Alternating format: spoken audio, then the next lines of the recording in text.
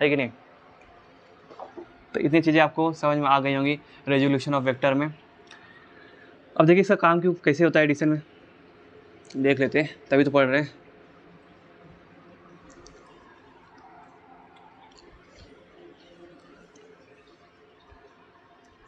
अगर मान लीजिए हमारे पास कोई वेक्टर दिया हो किसी प्लेन में, मान लीजिए ए वेक्टर हो या वी वेक्टर हो, तो अगर मैं किस तरीके से करना चाहूँगा सॉल्व, एडिशन के फॉर्म में। एडिशन मतलब ट्रायंगल्स लॉ का यूज़ करूँ, तो मैं एक साथ ट्रायंगल लॉ का यूज़ करना चाहूँगा तो क्या करूँगा, मैं इसको उठा के यहाँ शिफ्ट करूँगा।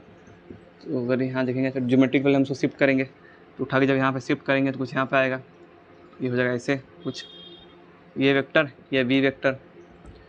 क्या करना है, एक वेक्टर को पकड़िए, टेल से हेड तक जाइए, आ गया, फिर उसके हेड से दूसरा वेक्टर को टेल रख दीजिए, रख देंगे। हाँ, फिर इसको ट्रायंगल आप कंप्लीट कर दीजिए थर्ड साइड बना के, तो जो आपको मिलेगा, क्या आपको मिलेगा, रिजल्टेंट। रिजल्टेंट क्या हो जाएगा, ए वेक्टर प्लस वी वेक्टर। ध्यान दीजिए ये वेक्टर फॉर्म एडिशन है, ना कि नॉर्मल एडिशन, है कि नहीं। तो इस तरीके से हम निकाल लेंगे किसकी वैल्यू, ए। अगर इसमें मुझे मैग्नीट्यूड निकालना है, वही बताया था जैसे मैं आपको, ए स्क्वायर प्लस बी स्क्वायर, अगर याद होगा तो प्लस 2 बी, बीच में कॉस थीटा, एंगल कितने दोनों के बीच में, कैसे एंगल निकालेंगे, इसको उठा के यहाँ पुट करेंगे, तो जो एंगल होगा छोटा वाला वो होगा हमारा angle between the two vectors. एक तरीका ट्रायंगल लॉ का यूज़ कर लें, एक तरीका क्या, आप यहाँ पे आप पैरेललोग्राम बना लीजिए, तो ये आपको जो मिलेगा सेम उसी पैरेलल होगा, ये आपको और मिल जाएगा। रखना कौन सा फार्मूले में, ये फार्मूले में, है कि नहीं। और अल्फ़ा एंगल निकालना है आपको किसके अलॉन्ग, एक से कितना हमारा जो रिजल्टेंट बन रहा है, ए से कितना एंगल बना रहा है, अल्फ़ा इसको मानते हैं, कैसे निकालेंगे, tan इनवर्स, है कि नहीं। इसके बाद B cos theta, A plus sine cos नहीं sine theta upon B magnitude cos theta. ये सब हम पढ़ चुके हैं, है कि नहीं, आप पढ़े हैं सब। तो ये चीज़ें ऐसी होती हैं जब हम क्या करेंगे, ट्रायंगल लॉ का यूज़ करें और पैरेललोग्राम का यूज़ करें तब। लेकिन जब हम वेक्टर फॉर्म का यूज़ करें, वेक्टर यूनिट वेक्टर फॉर्म, तो क्या होगा, आप इसको लाइए कहाँ पर रखिए, कोऑर्डिनेट में। तो अगर ये मान लीजिए हमारे पास क्या हो, 3D कोऑर्डिनेट हो, एक्स वाई जेड, मतलब 3D में वेक्टर हो, तो मान लीजिए एक वेक्टर यहाँ आ जाएगा और दूसरा वेक्टर ए वेक्टर हो गया, दूसरे वेक्टर को यहीं रख दीजिए बी वेक्टर। तो देखेंगे ए वेक्टर का कुछ कंपोनेंट एक्स एक्सिस पे, कुछ कंपोनेंट वाई पे, कुछ जेड पे आएगा। तो अगर हम ए को लिखना चाहिए, लिख देंगे A vector equal to A X I cap, A Y Z cap, A Z K cap. अगर ऐसे आप बी का देखेंगे तो बी का कुछ आएगा, इधर कुछ बी एक्स आएगा, वाई में कुछ बी वाई आएगा, ऐसे कुछ यहाँ पे बी जेड आ जाएगा।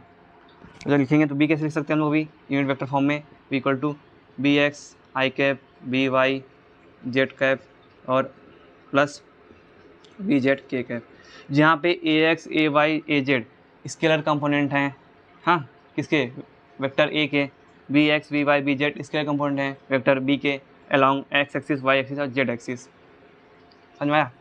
अब मुझे जब दोनों का एडिशन करना है तो उसका कुछ ना कुछ रिजल्टेंट मिलेगा। जब मुझे आर करूँगा, आर चाहिए, आर क्या जाए ए प्लस बी, तो जब आप इसको ऐड करना चाहेंगे तो सीखो यहाँ तक आ गए, बस क्या करना है, इसको यहाँ पर लिख दीजिए X I plus A Y J plus A Z K plus B X I plus B Y Z plus B Z K. अगर आप देखें हमारा कोई वेक्टर हो जो एक्स एक्सिस से अलॉन्ग हो ए एक्स, और जो ए वाई एक्सिस, मान लीजिए दूसरा आ रहा है ए वाई एक्सिस, हाँ ये दोनों कभी एक दूसरे में ऐड नहीं होंगे क्योंकि दोनों एक दूसरे के इंडिपेंडेंट होते हैं। आप पढ़ेंगे एक्स और वाई एक्सिस होते हैं, एक दूसरे के परपेंडिकुलर होते हैं और एक दूसरे के, हाँ इसका कंपोनेंट पे डिपेंड करता है। लेकिन अगर हम इस वेक्टर फॉर्म में देखें तो दोनों एक दूसरे के इंडिपेंडेंट होंगे, सॉरी।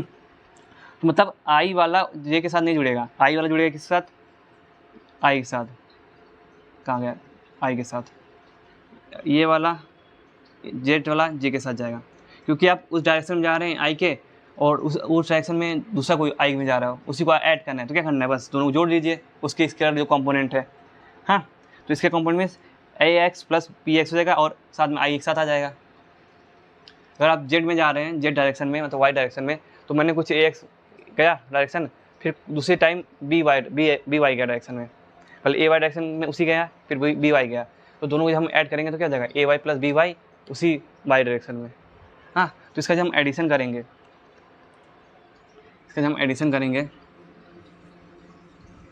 तो क्या आ जाएगा, इसका जो रिजल्टेंट आ जाएगा ये हो जाएगा, तो आई वाला आई के साथ जुड़ेगा तो हो जाएगा ये A X plus B X I cap plus A Y plus B Y Z cap J cap, फिर A Z plus B Z K cap, तो हमारा रिजल्टेंट यहाँ से मिल जाएगा,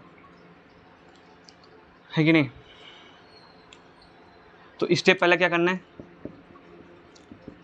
पहला स्टेप है पहले यूनिट वेक्टर फॉर्म में लिखिए, फॉर्म में लिखना है। स्टेप 2 क्या है, स्केलर कंपोनेंट को ऐड कर लीजिए, स्केलर कंपोनेंट ऐड करना है। अब कौन से ऐड करने हैं, जो अलोंग हो किसके, जो अलोंग एक्स एक्सिस हो, वाई हो और जेड एक्सिस हो, उसी के साथ। अभी एक्स वाला एक्स के साथ ही ऐड होगा, मतलब ए एक्स बी एक्स के साथ हुआ ना, ए एक्स बी वाई नहीं, क्योंकि आई कैप के साथ आएगा वो। अरे आप ऐसा समझ सकते हैं, अगर हमारे पास क्या हो, ए एक्स मान लेते 3x है और दूसरा इसके साथ क्या लिखा हो 5y, हाँ, और दूसरे में क्या लिखा है 5x प्लस 3y, कुछ भी हो सकता है, 3y नहीं तो 8 ले लेते हैं, 8y। तो देखेंगे x जिसके साथ है उसी के साथ ऐड होगा ना 8x, तो वैसे ये आई कैप वाला आई कैप के साथ जो ऐड होगा। हाँ, और यहाँ पे आई कैप डायरेक्शन बता रहा है और मैग्नीट्यूड ये दोनों बता रहे हैं साथ में। तो स्टेप 2 करना है, स्केलर कंपोनेंट को ऐड करना है, फिर उसके बाद स्टेप 3 में आपको लिख देना है कैसा, फॉर्म में लिख देना है, वेक्टर फॉर्म में, form using unit vectors X Y Z, unit vector I cap Y I cap J cap and K cap, है कि नहीं। अब ऐसे हमारे पास क्या हो, जितने भी वेक्टर हो, ए वेक्टर हो, बी वेक्टर हो, सी वेक्टर हो, डी वेक्टर, कितने भी वेक्टर हो ऐसे ऐड कर देना है, क्या हो जाएगा A X B X C X I cap, हाँ, A Y B Y C Y J cap, A Z B Z C Z K cap हो जाएगा। कितना आसान हो जाता है नहीं करना। तो ये हो गया, देखिए तो आप समझ गए होंगे। अगर आपको लगे बहुत तेज़ चल रहा हूँ तो आप बता सकते हैं, मैं स्लो हो जाऊँगा। जिससे आप मैथ्स में जब पढ़ते होंगे तो आपको मालूम पड़ता होगा, कुछ बोलते हैं डायरेक्शन रेशियो। ये डायरेक्शन रेशियोज क्या होते हैं, फिर एक आता है डायरेक्शन कोसाइन। डायरेक्शन कोसाइन क्या होता है, क्या महत्व है भाई दोनों में फ़र्क क्या है। देखिए क्या फ़र्क है। मान लेते हैं हमारे पास कोई 3D कोऑर्डिनेट है जिसमें एक्स वाई जेड है, कोई वेक्टर है, हाँ, तो ए ही लेके चल रहा हूँ, तो ए लेके चलते ए वेक्टर है। तो ए वेक्टर को अगर मैं इसका यूनिट फॉर्म में लिखूँ, यूनिट फॉर्म में यूनिट, तो क्या जगह इसको लिख सकते हैं ए एक्स, हाँ, I cap, A Y J cap, A Z K cap. आपको पता है A X A Y A Z क्या होंगे, स्केलर कंपोनेंट होंगे along X Y Z axis, कि नहीं। तो अगर हम किसी वेक्टर को उसके वेक्टर फॉर्म में लिखते हैं तो यहाँ पे जो ए एक्स हो गया, ए वाई हो गया, ए जेड हो गया, इसी को हम क्या कहेंगे, उसका direction ratio. A X A Y और ए जेड क्या होंगे हमारे, इसके डायरेक्शन रेशियोज होंगे।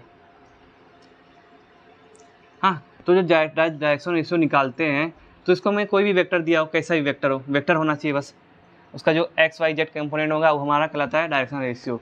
लेकिन हम जब डायरेक्शन कोसाइन की बात करते हैं, डायरेक्शन कोसाइन क्या होता है, ये भी क्या होता है, स्केलर कंपोनेंट ही होते हैं लोग, ये भी क्या होता है, स्केलर कंपोनेंट, बट किसका, ऑफ दैट यूनिट वेक्टर होते हैं, लेकिन यूनिट वेक्टर का होते हैं। डायरेक्शन रेशियो कोई भी नॉर्मल वेक्टर का हो सकता है, लेकिन हम जब किसकी बात करें, डायरेक्शन कोसाइन, तो इसी वेक्टर का अगर हम यूनिट वेक्टर लिखें तो कुछ ऐसा हो जाएगा, A X I cap, A Y J cap, A Z K cap. जैसे यूनिट वेक्टर आपको लिखना है, ए यूनिट वेक्टर क्या होता है, यूनिट वेक्टर जो हमारा वेक्टर होगा उसमें मैग्नीट्यूड डिवाइड कर दीजिए किसके, उसी मैग्नीट्यूड से। तो ये क्या हो जाएगा यहाँ पे magnitude of A, magnitude of A और मैग्नीट्यूड ऑफ ए।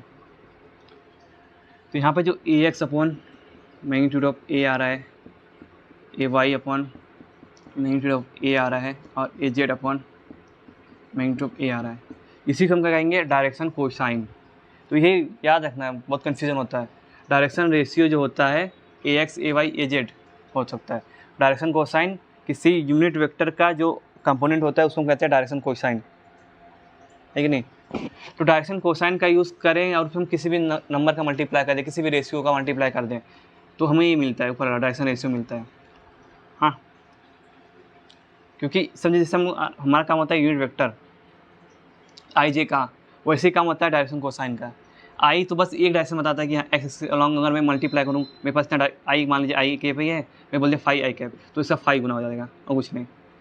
हाँ, तो यही बस इसका एक्सटेंडेड फॉर्म है डायरेक्शन कोसाइन। मुझे डायरेक्शन कोसाइन मालूम रहेगा, तो कुछ मान लीजिए इसका वेक्टर फॉर्म ये दिया है, तो अगर मैं इसका वेक्टर लिखूँ यूनिट वेक्टर ए वेक्टर इतना होगा, लेकिन मुझे इसमें कोई भी नंबर मल्टीप्लाई करेंगे तो मुझे क्या मिलेगा, अगर किसी भी डायरेक्शन कोसाइन में कोई भी नंबर मल्टीप्लाई करूँगा तो ये डायरेक्शन कोसाइन का काम क्या है, उसका डायरेक्शन फिक्स कर देना उस डायरेक्शन में।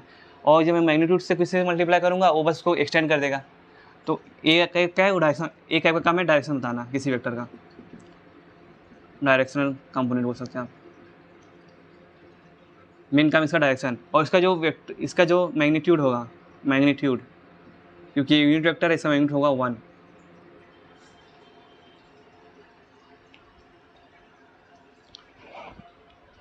समझ में आ रहा है। और कुछ स्पेशल बातें होती हैं। क्या स्पेशल बात, यहाँ पे जो ए एक्स अपॉन ए का जो ए मैग्नीट्यूड आता है, इसको अगर हम देखें तो हम बोलते हैं कॉस अल्फ़ा। और देखिए कॉस अल्फ़ा क्या होता है, ए वाई अपॉन ए ले लेंगे, इसको बोलेंगे कॉस बीटा। और A Z upon A vector ले लेंगे मैग्नीट्यूड, इसको कहेंगे हम लोग कॉस गामा। अभी अल्फ़ा बीटा गामा क्या होता है, ये अल्फ़ा बीटा गामा एंगल क्या है, कुछ ये एंगल क्या होता है। जैसे हमारे वेक्टर बनाया है, हमने वेक्टर ड्रॉ किया है ए वेक्टर, तो मैंने जो बनाया था उसमें शिफ्ट कर रहा हूँ बस ओरिजिन के आसपास, ए वेक्टर ये एक्स वाई। तो ये जो ए वेक्टर है हमारा एक्स एक्सिस से जो एंगल बनाता है, ये जो एंगल बनाता है इसको कहते हैं अल्फ़ा। और जो अल्फ़ा निकलेगा यहाँ से निकलता है। तो अगर पूछ ले कि आपके पास कोई वेक्टर दिया हो, हाँ पूछ ले कि बताइए अल्फ़ा एंगल कितना होगा, उसके साथ अलॉन्ग एक्स एक्सिस के साथ एंगल अल्फ़ा कितना होगा, तो कुछ करना नहीं है, आप अल्फ़ा किसी निकाल सकते हैं। अल्फ़ा इक्वल टू हो जाएगा, देखिए यहाँ पे कॉस अल्फ़ा है, तो अल्फ़ा जब निकालेंगे तो कॉस वहाँ जाएगा, तो इन्वर्स हो जाएगा, अल्फ़ा हो जाएगा cos inverse component along X axis upon जो मैग्नीट्यूड है वेक्टर का अल्फ़ा। बीटा क्या होगा, इसी वेक्टर का पॉजिटिव डायरेक्शन में वाई के साथ एंगल, ये बीटा। इसी एंगल का, इसी वेक्टर का जेड के साथ जो डायरेक्शन होगा, जेड के साथ जो एंगल बनेगा उसको बोलते हैं गामा। तो जो अल्फ़ा बीटा और गामा होता है, ये क्या होता है, the angle between vector with along with X Y Z axis respectively. और हम जब मेजर करेंगे एंटी क्लॉकवाइज होगा, anti clockwise, measuring anti clockwise.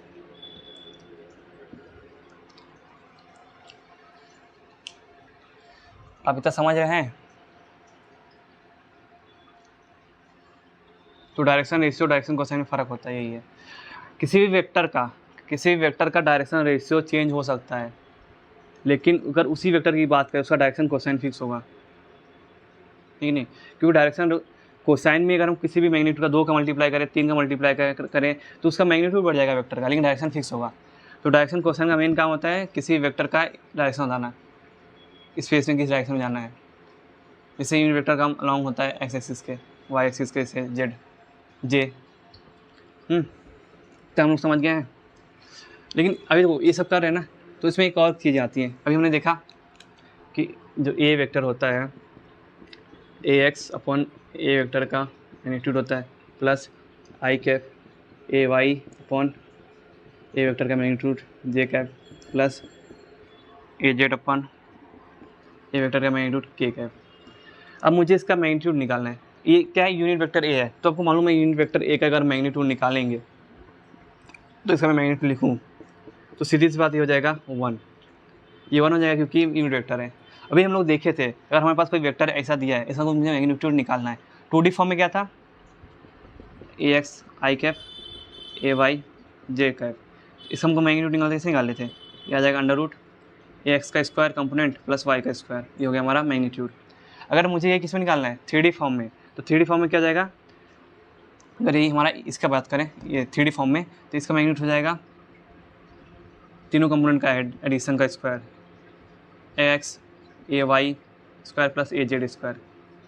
तो इस तरीके से अगर मैं इसको करूँ तो इस 1 तो होगा ही क्योंकि ये यूनिट वेक्टर है, तो ये हो जाएगा ए एक्स का अपॉन मैग्नीट्यूड ए का स्क्वायर का अंडर रूट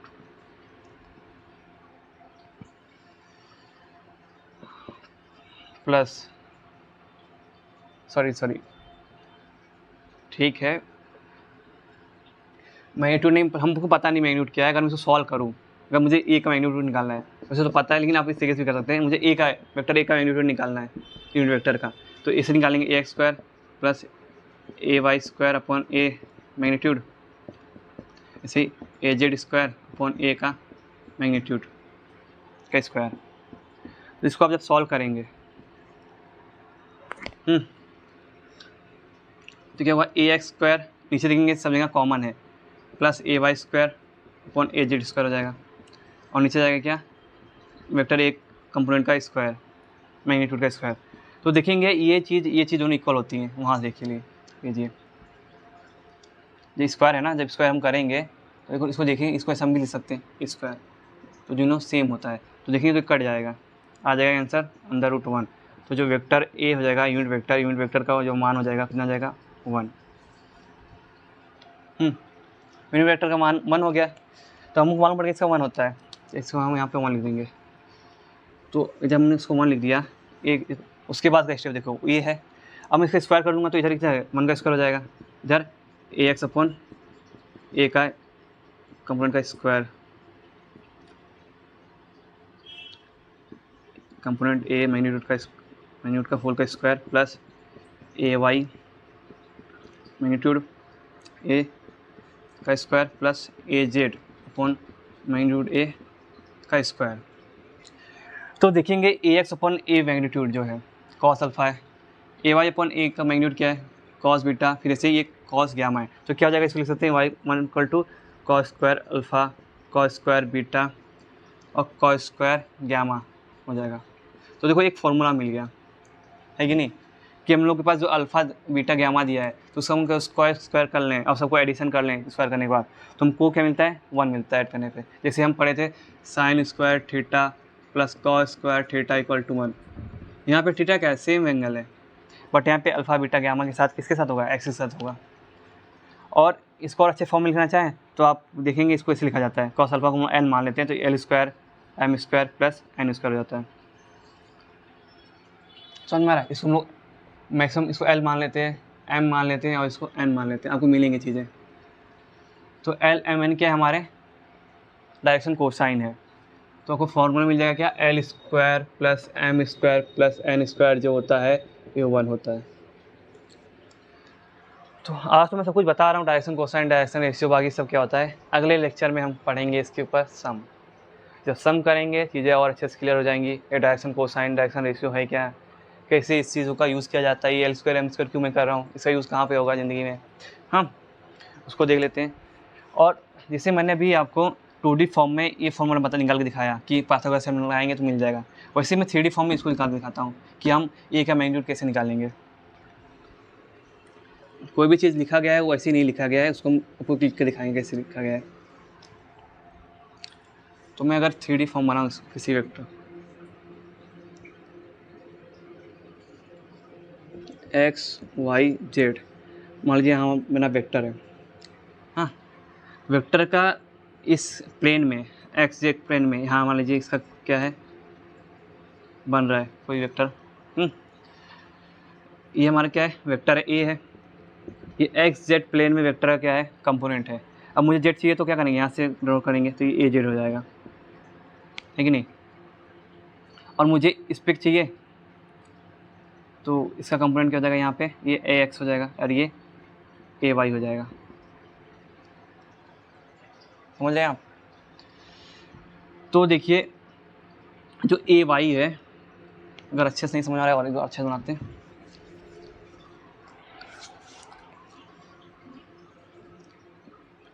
एक्स वाई और ये जेड हो गया, ये हमारा वेक्टर है ए। जैसे मुझे इधर जेड एक्सिस के इधर निकालना है अलॉन्ग कितना एंगल ओ कंपोनेंट होगा, तो क्या करेंगे हम लोग इसको इस प्लेन में, एक्स और जेड के प्लेन में, अगर मैं उसको एक्स जेड के प्लेन बनूँ तो इसे हमें प्रोजेक्ट करना पड़ेगा। तो प्रोजेक्शन में कुछ ये मिलेगा वेक्टर, ये जब वेक्टर मिल जाएगा अब मैं इसको यहाँ प्रोजेक्ट करूँगा तो मुझे ये जो मिलेगा कंपोनेंट ये होगा हमारा ए जेड कंपोनेंट, समझ में। और ऐसे अगर मैं यहाँ पे प्रोजेक्ट करूँगा तो ये जो मिलेगा ये हमारा जाएगा क्या, ए एक्स कंपोनेंट। और इसको अगर मैं इधर प्रोजेक्ट करूँ डायरेक्ट तो ये ए वाई कंपोनेंट, समझ में आ रहा है। तो मतलब ये जो ये है लेंथ ऊपर वाला हाइट वाला ये ए वाई है, मेरा मेन काम है ए निकालना। और ये सब एक दूसरे परपेंडिकुलर है, ठीक है। आप ऐसा मत सोचिए कि परपेंडिकुलर नहीं है, परपेंडिकुलर है। ये इधर इस प्लेन में परपेंडिकुलर है। यहाँ पे कैसे समझाऊँ मैं आपको, देखिए मान लेते हैं मेरे पास ये बुक है, ये हमारा एक्स और जेड है और ये वाई है, मुझे ये वेक्टर बनाया है। तो मैं क्या करूँगा, इस वेक्टर को इसका कंपोनेंट यहाँ निकाल लूँगा, इस प्लेन में कितना है। अब मुझे फिर जेड निकालना है इस साइड, तो मैं इसको ऐसे घुमा दूँगा, जो कंपोनेंट आएगा ये क्या आएगा जेड किधर, ये कंपोनेंट आएगा एक्स इधर। तो ये जब इसको यहाँ किया जाता है, अभी तो ऊपर का यहाँ बचा है ना, तो इधर कर देंगे तो ये हमारा ए वाई कंपोनेंट हो जाएगा 3D फॉर्म में। तो ये हमारा यहाँ पे परपेंडिकुलर होगा। तो अगर मुझे ए निकालना है तो मुझे अगर ये मालूम हो जाए तो निकल जाएगा, ये तो मालूम है ए वाई है, तो ये कैसे निकलेगा, ये जो लेंथ है। तो देखेंगे मेरे पास ए जेड है और यहाँ देखें इसके बराबर ए एक्स होगा, डायग्राम सही नहीं बना है, ये एक्स होगा, हाँ। और ये इधर परपेंडिकुलर होगा सीधी से। तो अगर मैं इधर पाइथागोरस साइन लगाऊँ तो मिल जाएगा क्या, ये हो जाएगा A x square plus A Y square, वो भी अंडर रूट में। तो देखिए मुझे ये मिल गया और ए वाई मालूम है, तो यहाँ पे देखेंगे ये परपेंडिकुलर है, डायग्राम सही नहीं बना है, आप समझिए बस मेरी बात को। ये ए वाई और ये है हमारा दूसरा कंपोनेंट, दूसरा एक साइड दूसरा साइड, ये हाइपोटेनियस होगा इसके हिसाब से। तो यहाँ पे हम पाइथागोरस में जाएंगे तो ये मिल जाएगा हमको ए की वैल्यू। तो ए वैल्यू क्या जाएगी, अंडर रूट पहले कंपोनेंट का स्क्वायर, आप इसका ले लीजिए तो इसका ले लेते हैं, तो ये हो जाएगा ए एक्स है, ये A Y square plus under root इसका स्क्वायर होगा, तो ये अंडर रूट है इसका स्क्वायर होगा, तो स्क्वायर क्या होगा तो फिर इस रूट हट जाएगा, तो इसको और लिख देते हैं A x square plus A Y square A Z square का स्क्वायर। तो इसको अगर हम और अच्छे से लिखें तो ये हो जाएगा हमारा ए Y square plus A x square plus A Z square. तो ये क्या हो जाएगा हमारा मैग्नीट्यूड ए एक्स स्क्वायर, आगे पीछे लिख लेते हैं ए Y square plus A Z square. तो देखो हमने निकाल लिया मैग्नीट्यूड। मैग्नीट्यूड क्या होता है, किसी वेक्टर का उसका लेंथ होता है, तो लेंथ को निकाल लिए। पहले क्या किया, प्रोजेक्शन डालें, तो मुझे ए एक्स मिल गया और ए जेड मिल गया, यहाँ पे ए जेड और ए एक्स का यूज़ करके हम लोग ये निकालनी है, क्योंकि इसी का यूज़ करके और ये मालूम होगा, ये तो मालूम है, तो हम इसको निकाल पाएंगे, तो इसको मुझे निकालना होगा। तो पहले इस छोटे से ट्रायंगल में पाइथागोरस थ्योरम यूज़ करेंगे तो ये मिल जाएगा, अभी बड़े वाले ट्रायंगल में पाइथागोरस थ्योरम यूज़ करने का तो ये मिल जाएगा जो मैग्नीट्यूड है हमारा। तो आप समझ गए होंगे। तो कोई भी चीज़ जो लिखी गई है ऐसी नहीं लिखी गई है, सबका लॉजिक है, मैंने आपको बताते चल रहा हूँ हर चीज़ें। तो भाई बस आज के लिए बस इतना ही, आगे हम समझ करेंगे इसके ऊपर। तो बाय बाय। हाँ, कमेंट करिए कुछ ना समझ में आए, मुझे लगता है थोड़ा सा मुश्किल पड़ सकता है, लेकिन मुझसे पढ़ना नहीं चाहिए आपके लिए। तो बाय बाय।